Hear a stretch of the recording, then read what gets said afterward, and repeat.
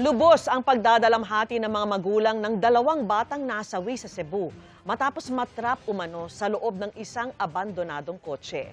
Ayon sa pulisya, wala silang nakitang foul play pero ang kanilang mga magulang duda rito matapos makitaan umano ng dugo at sugat sa kamay ang isang bata.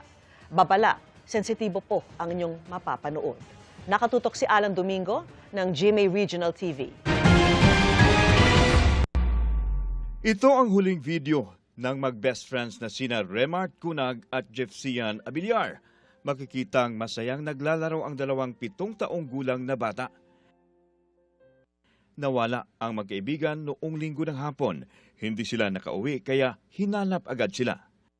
Kahapon, natagpuan silang wala ng buhay sa loob ng isang abandonadong kotse sa parking area sa Naga, Cebu. Nakunan sa CCTV ang mga bata na pumasok sa isang parking area alas 2 ng hapon noong linggo. Tinatayang 1 kilometro ang layo sa kanilang mga bahay. Ang paniwala ng pulisya, nilak ng mga bata ang sasakyan at hindi na sila nakalabas. Ang posible ato na sulod sila, nalak nila ang sakyanan. Ang sakit kay kamagwangan gusto na ako. Nakatupag kay tabuan ba niya sir bro? Last lang yun dito niya pag-ingon ako nga ma, I love you ma. Ma, kiss ko bim. Ito last lang din niya pagkuhan ako dahil lambing din. Dahil sa estado ng kanilang mga labi, agad na inilibing ang dalawa.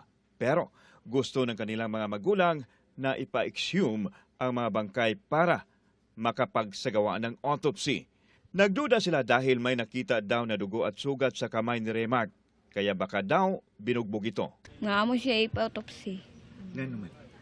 Haro may balaan ba nga, wa ba siya gikuan, wa ba siya gikulata. Magduda ko kay nano nagkadugo man niya, ang iyang mga kamot na samad. Mula sa GMA Regional TV, Alan Domingo nakatutok, 24 oras.